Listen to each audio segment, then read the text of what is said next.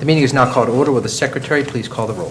Mrs. Becker? Here. Mr. Cancro? Here. Mrs. Chu? Here. Mr. Hong? Here. Mrs. Lax? Here. Mrs. Reese? Here. Mr. Seeler? Here. Mrs. Shaw? Here. President Simmons? Here, we have a quorum. Please rise to salute the flag. Flag of the United States of America and to the republic for which it stands, one nation, under God, indivisible, with liberty and justice for all. The New Jersey Open Public Meetings Law was enacted to ensure the right of the public to have advance notice of and to attend the meetings of public bodies at which any business affecting their interests is discussed and acted upon. In accordance with the provisions of this Act, the East Brunswick Board of Education has caused notice of this meeting to be published by having the date, time, and place thereof posted at the board offices located at 760 Route 18, East Brunswick, New Jersey. Written notice was also provided to the Sentinel, the New York Star Ledger, the Home News and Tribune, and the Municipal Clerk of East Brunswick. All Board of Education meetings, with the exception of executive session discussions, are videotaped for later broadcast. It is the policy of the Board of Education that videotape meetings are not edited for any purpose. Individuals who speak at the board's public meetings should be aware of these videotaping rules. And good evening, everyone. I'm going to begin the meeting with a statement regarding some recent events at one of our schools. Last month, the board learned of an incident at our junior high school involving anti-Semitic writing on the desks in one of our science classrooms, as well as the beginning of a criminal investigation and investigation under board policies 5122 and 5600, both of which are ongoing. Last week, the board learned for the first time of communication between parents and the administration regarding this incident. When the board learned of this communication last week, we were not aware that some parents who were in contact with the administration were told that a communication in the form of a letter or email blast was being prepared. In cases of ongoing investigations involving students, it is not always easy to determine when to respond publicly to incidents concerning our students that involve potential bias or hate crimes. We have to balance the requirements and need for student confidentiality, the work of law enforcement, and the severity and seriousness of potential bias and hate crimes. Such was and is the case here. As we have demonstrated in the past, however, we do listen to our community. As a parent, member of our community, and as a member of the Jewish community, I was horrified that this occurred in our town and in our schools. We have at the dais here board members from many parts of our community. We were all outraged when we learned of this incident. In light of this event, each of us feels it is very important to stress our policies, procedures, and sanctions when bias incidents of any type are found to have occurred. Our public schools promote respect and acceptance of students and staff from all of our many representative groups. That's why we live and why some of us work here. I'd like to think we go much further than that. We cherish our diversity. We teach it through course offerings aimed at furthering respect and understanding and learning from history. We model it in our staffing and training, and we advance diversity and kindness in our extracurricular programs ranging from political interests, religious groups, world language, LGBTQ, to name a few. And our 2017-18 tentative budget, which we approved last week, provides for additional extracurricular clubs and activities to further bolster these offerings. While we cannot discuss the specifics of the ongoing investigation, and I'll leave that to the board attorney, I do want to note that when the administration learns of an incident, an investigation is immediately commenced. Students are interviewed, handwriting is analyzed if possible, and when there is physical evidence, as was in the Churchill case, photographs are taken. In every case involving potential criminal, hate, or bias acts, the East Brunswick Police Department is contacted and a criminal investigation is undertaken. In this case, that is ongoing. Our policies and comprehensive equity plan, which are on our website, are all-inclusive and provide broad definitions of what constitutes hate and bias activities. Policy 5512, harassment, hazing, intimidation, bullying, and cyberbullying, is the cornerstone of our policies. This policy, which applies to the behavior on school grounds, prohibits any gestures, any written, verbal, or physical act, or any electronic communication reasonably perceived as being motivated either by any actual or perceived characteristic, such as race, color, religion, ancestry, national origin, gender, sexual orientation, gender identity and expression, or a mental, physical, or sensory disability, or by any other distinguishing characteristic. If any such behavior or actions takes place on school property or at a school-sponsored event. The student or students responsible face both consequences and remedial measures. In addition, any student found to have violated this policy will have a permanent record of the incident irrespective of the age of the student. Consequences can range from positive behavioral interventions up to and including suspension and expulsion. It can also include removal from the classroom, community service, and, as is the case of potential criminal bias or hate incidents, referrals to law enforcement. Remedial measures, which are designed to prevent reoccurrence and to provide support for any victims, can include behavioral counseling, learning plans, social skill training, to name a few. Our pupil discipline policy, number 5600, also refers to our harassment and bullying policy by reference, reiterating the consequences of acts in violation of that policy, making any such violations an integral part of our code of conduct and covering behavior of this type, whether it violates the harassment policy or otherwise. Our district takes very seriously any allegations of bias or hate crimes. We have a less than zero tolerance for any such actions. In each and every such reported case, the district begins an investigation and, in potential criminal cases of bias and hate, reports to law enforcement. At the conclusion of an investigation, appropriate disciplinary consequences are imposed in accordance with policies 5122 and 5600.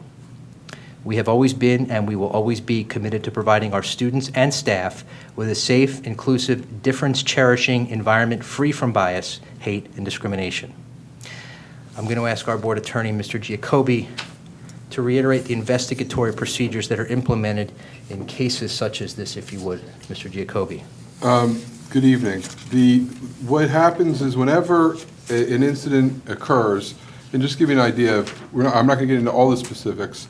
The classroom where this occurred, it was graffiti on the back of a desk in the back of the classroom, kind of underneath the lip of the table. And what occurred was, when it was discovered, it was immediately reported to the principal, and the school commenced an investigation.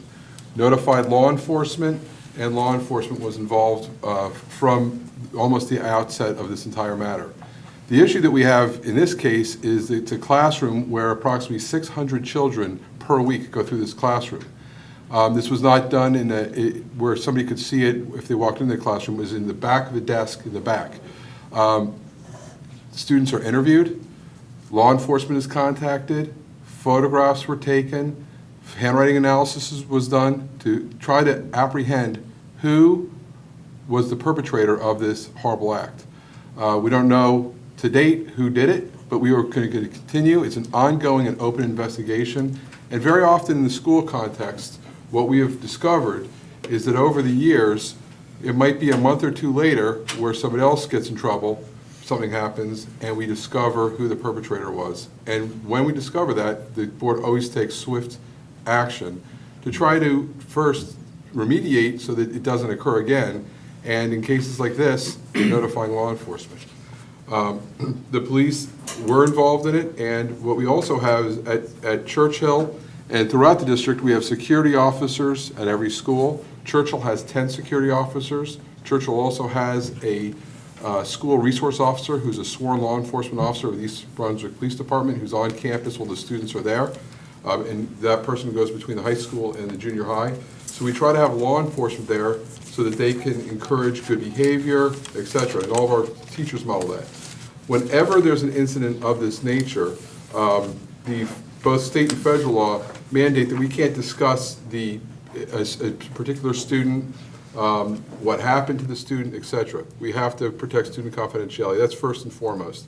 And so we abide by the law to make sure that we're always protecting student confidentiality. But the one thing that the district has a zero tolerance policy for is any type of bias, discrimination, bullying, etc. And so while we can't publicly say all the steps that have been taken, I can assure the public that the investigation is ongoing. From the district's perspective, we're not going to stop until we can find the perpetrator. But understand, when you have 600 children going in and out of a classroom in a week, it's difficult to apprehend who possibly could have done this. We're not sure when it was done, but we're going to continue looking, and hopefully law enforcement and our efforts will uncover whoever did this heinous act. Thank you, Mr. Giacobbe.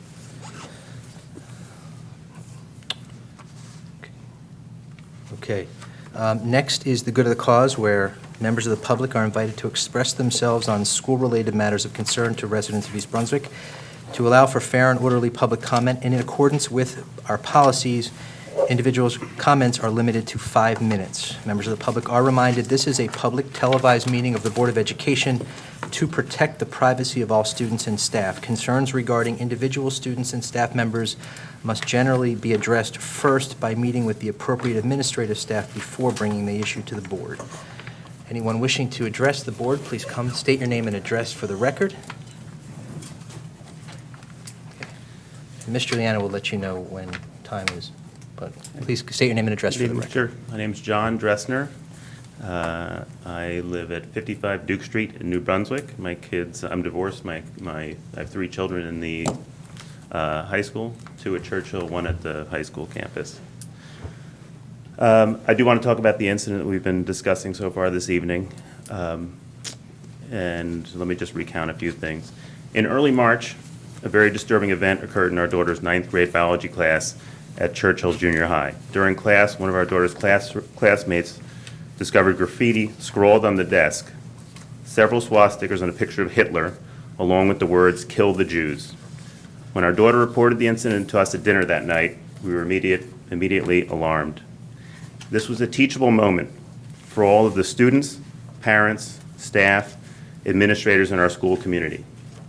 It was a chance for us to remind students that these acts do not define who we are and what we represent here in East Brunswick. Having a zero-tolerance policy means speaking out publicly against these incidents each and every time that they occur. At a time when acts of anti-Semitism are raging throughout the country, as well as attacks against Muslims, GLBT kids, and undocumented families, we want to go on the record that we are saying to you today, we want East Brunswick to be among the school districts that are not afraid to speak out publicly against bias and hate incidents that occur in our schools. This is what we have asked the board to support as a response to this incident and other bias incidents that we know have occurred throughout the district in this academic year. A letter from Dr. Valesky to the broad school community denouncing the incidents and letting families know that the district is taking action.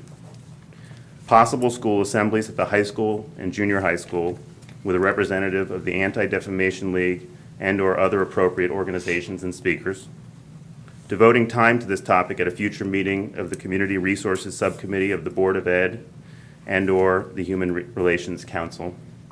And focusing on this topic at a session of Parent University in the 2017-2018 school year after parents have been made aware of the incidents that have been occurring so that there is motivation to participate. This is a very serious matter. Kill the Jews and other messages and acts like it are not things that should ever be swept under a rug. It sends a terrible message. No lesson will ever be learned. No public dialogue will ever be had. No dinnertime conversations among families will ever occur. No editorials or letters to the editor will ever be written. No messages on Facebook will ever be posted. And the incidents will happen again and again. Why? Because in the absence of public awareness and expressions of outrage and concern among members of the community, those who hold hateful views will continue to think that they can spread their hateful messages with impunity and without consequence. Silence means complicity. Just in the past months, similar acts have occurred in neighboring towns of Manalapan and Monroe, and school leaders in those communities responded in a different manner.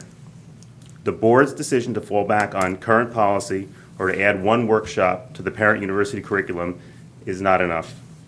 We want to know what type of act the board believes would warrant a more robust response. At our in-person meeting in April with Dr. Valesky and Mr. Suter said that if the words "Kill the Jews" had been scrawled on the front of the building, the response might be different. I suppose the reason is that the board wouldn't be able to act as if the event never occurred because presumably many people would have captured the act on their cell phone cameras and word would spread on its own. We are asking for a letter to go out immediately responding to the Kill the Jews incident. We would also like to see the list that the district has on every bullying, bias, and hate incident that has occurred this school year. Finally, we want photographs of the desk that our daughter saw in her classroom. We look forward to the action of the board about this very serious matter, and will continue to be involved in a collaborative process to ensure that there is transparency and accountability so that we can offer our children a safe and secure environment to grow and learn. So, the one other comment I would say, just in response to what's been said today, is we made it very clear at the very first meeting about this subject that we fully support an investigation and trying to find the perpetrator. But that sort of misses the point, the whole point of the teachable moment and learning from this experience and communicating to people, not just in this room that you have a zero tolerance policy, but to the whole community, public awareness. These things happen in our communities. Doesn't mean that East Brunswick is a bad place. As a matter of fact, speaking out publicly shows that we're committed to making sure that everyone understands that this will never be tolerated. And also, if kids know that the community has no tolerance for it, they're less likely to do it in the future. And just the opposite happens when we don't talk about it. So I'm all in favor of the investigation, but in all honesty, Time, please. yeah, in all honesty, I want our kids to have a greater awareness of how dangerous this type of language and imagery is. Thank you. Thank you, Mr. Dressner. Anyone else wish to address the board? Please come to the podium, state your name and address for the record. Olga Starr, 9 Dexter Road, in East Brunswick. And actually, I just have something, if you don't mind, just passing around copies. I just brought something for reference. I wanted to also address what Mr. Dressner just talked about and second everything that he has said. I'm passing around a list of other hate and biased speech incidents that, in speaking with other parents, as a result of Lisa bringing this up, that we learned of. And I have to say, I really do appreciate the district's zero tolerance policy. And the handling of HIB incidents, I think, is terrific. I had one situation with my son that was an individual bullying incident. It was handled beautifully. So this is separate from that, and the reason why I want to speak about this is because I think we're dealing with two separate things here. And certainly the investigation is appropriate and it should be handled, and I'm very happy to hear that the search for the perpetrator is ongoing. But I think what we're talking about here is culture. And not having known about this incident, not having had it publicly communicated, and certainly nobody's looking for names. We absolutely understand and respect privacy. This is not about that, and this isn't even about disciplinary action necessarily. This is about culture and what this says about us as a community. Once we started talking about this, we discovered that this kind of speech, it happens, and it happens in little pockets, and it happens at all of the different schools. I haven't heard about it in the elementary schools yet, but just this much, this list that I'm sending around, we gathered from 48 hours worth of conversations. And these are things that our children have told us. And I will own up to a mistake of mine, which is when my son over the last couple of months has told me about a couple of these things that he's heard, that haven't been targeted to him, but that he's heard, I've addressed it with him. And I've said, so when you hear this, what did you do? Did you tell the person saying it that that's incorrect, that that's, racist or it's homophobic? He's like, yes, I said that. I said, well, just don't associate with those people. Okay, but I'm going to own that mistake. I think that was a mistake on my part to treat it as an isolated incident. And partly I did that because I kind of went on this assumption, we're East Brunswick. That, that wouldn't happen. These are just pockets of nasty kids. He ran into a couple of nasty kids. Let's sort of forget about it. And just tell them not to associate with them. But having talked with this community now and realizing that this is kind of pervasive, it tells me that we really need to get this out there, that this is not tolerated. Zero tolerance is zero tolerance for when you're caught, as opposed to preemptively saying this is not the kind of community we are. That if a child isn't caught calling somebody else, I can't even say some of the words that that these kids have reported saying. My son had to go look it up in Wikipedia and find out what it is. So it's very disturbing. I would like to see exactly what Mr. Dressner said. ADL has some excellent training that's available for educators and for staff. It's not just teachers, it's staff. The kids do it on the bus. All staff should be able to address it when they hear it. There are organizations that deal with upstander training for students, not just bystander. They're looking for students to speak up when they hear something like this. There's a great one called Kidsbridge in Ewing, that they could bring these things right to the schools, or they could help the administration or the teachers do this, but we can't sweep it under the rug, because it's basically just an implicit endorsement of these little sort of incidents. And the more the kids say these things and nothing is said and nothing is addressed, the more other kids around them are going to perceive that this is okay. You know, this child is saying this, this child is calling, you know, somebody else a lawnmower because they're brown skinned. And okay, that's okay. Then it's okay for me to say, you know, this about a Jewish person. And this is a community issue. This is not an anti-Semitic issue. It's not a homophobic issue. It's not a Latino issue. This is a community issue, and this is not who we are. And we want to see the board address that. You know, we're East Brunswick. We should be leaders in this kind of thing. We shouldn't be following other communities who are doing more. Mr. Starr's question, we're aware of the first incident. Yes. Have the other 7, to your knowledge, been reported? These are the first time I'm seeing them, and I'm probably sure that my colleagues too. Right, well, this is the thing. I mean, the ones that I, you know, that were my son, I didn't report them because, again, it's, what exactly are we reporting? You know, my son heard these pockets. I'm like, all right, so he's hearing this, but it's not directly to him. This isn't bullying. This, you know, so it was kind of neither here nor there. I don't know. I know that one of these was reported, I believe, to the school, not to the administration, but to Hammarskjöld, to the individual school. I can only speak for myself that I did not report what I heard because these incidents were not slurs directed at my son. But again, this isn't, what I'm talking about isn't disciplinary. What I'm talking about is cultural. And I feel that it needs to be addressed on that level. I'm not asking for specific discipline of specific children. This is why I didn't put names and why, you know, I don't think that we need to discuss names, so. Okay. Thank you, Mrs. Starr. Anyone else wish to address the board? Good evening. Please state your name and address for the record. Lisa Dressner, 2 Green Hills Road, East Brunswick. I just wanted to reiterate some of what was already said, but to just really highlight and mark the significance of the decision that we're making here, that you all are making here about this incident. Because this incident has been brought to your attention. You can do a simple Google search for guidelines around how school administrators should respond to bias incidents.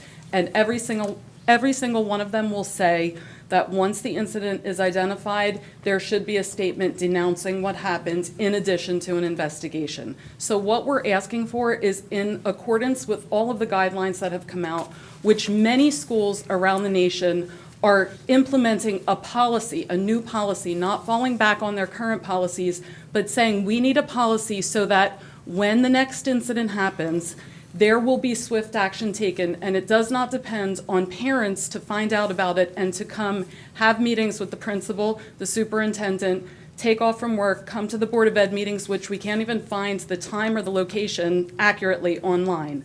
So we need to have a policy that is accurate. Tonight's meeting said 8 o'clock online. Luckily, I spoke to someone who clarified that. I can't get copies of the minutes online. So there is a way that we want parents to be included, but we're not making it as accessible and convenient for parents to be involved. That goes along with, we can add a workshop to Parent University, but if there's not a statement that goes out that gives parents a context for what has happened, then parents have a lot of things to do. They're not going to understand why it's so important for everyone to get involved. Along with the statement, I just think I recognize some of your faces from knocking on my door at election time. I voted so that this room would be there when I bring something to your attention. To not send a statement, I don't understand the rationale behind it because it's not, like we said, we're not asking for identifying information of any student's rights to be violated. But all I can say is that what I had been told, because I haven't had to come here with 4 kids in the district, I've been very lucky. I've been very pleased with the East Brunswick School District. But what I've been told is that when you go to the board, this is what's going to happen. That there's this image that we try to protect in East Brunswick, and when we don't have to publicly, show what's happening in East Brunswick, we push things under the rug. I run a psychiatric emergency room. We get kids from all over the state who commit suicide successfully or make attempts every day because of, in large part, things that are happening in their everyday environment, which is school during the school year, and we're not addressing things the way that we need to. When we see we tell kids, when you see something, say something. When we say something, and then we're asking you to say something, we're falling back on the current policy, which is just, it's not appropriate, it's not enough. I don't think that what we're asking for is out of line with what other school districts are doing, and it's really unfortunate and distressing if this school district is going to take a position of being silent on this now. Okay, thank you. Ms. Dressner, anyone else wish to address the board? Okay, please state your name and address for the record. My name is Lamar Alf. I'm at 32 Agate Road. Excuse me, can you repeat your last name? Elfand. Thank you. My child is one on this list. She is Jewish and Puerto Rican, and her and her friends who are all Hispanic. Not necessarily Mexican, because Mexican should not be a derogatory term, but unfortunately it has become a derogatory term. They have been constantly being called Mexican this school year. So this is not something that happened in the past. I've had 4 kids go through the school system up to the age of 25. She's my youngest. I've never seen anything like this happening in East Brunswick or heard of anything like it. So I, too, would like it addressed. Okay, thank you, Ms. Elfand. Anyone else wish to address the board? Good evening. Please state your name and address for the record. Thank you. My name is Jennifer Harmon. I live at 17 Willis Court. I have 2 kids in the district. My son is also someone on that list. He was called a dumb Jew on the bus. But again, I would like to reiterate that this is not about the kids that do report or the parents that do report. This is a diverse community. We have parents that don't speak English, that don't understand the proper channels. We have to be looking out for all of them. I want a statement that says that we will not tolerate any of this. This is not how we want to be. We want to be inclusive of everybody in this district, and that's what I want as a district representative. Thank you. Okay, thank you, Ms. Harmon. Oh, and if it is because of federal funding that you're afraid of getting taken away, then we should address that as a separate issue. Thank you, Ms. Because I Harmon. think I was told that at one point when I asked 3 months ago. Thank you. Thank you, Ms. Harmon. Anyone else wish to address the board? Okay, seeing none, I will close the public portion. Next, may I have a motion to go into closed session to discuss employee matters. The closed session is estimated to be 3 hours, 30 minutes, after which a public meeting of the board shall adjourn. May I have a motion to recess into closed session? A motion by Mrs. Becker, second by Mrs. Shaw. All in favor? Aye. Any opposed? Motion carries. Good night, everyone.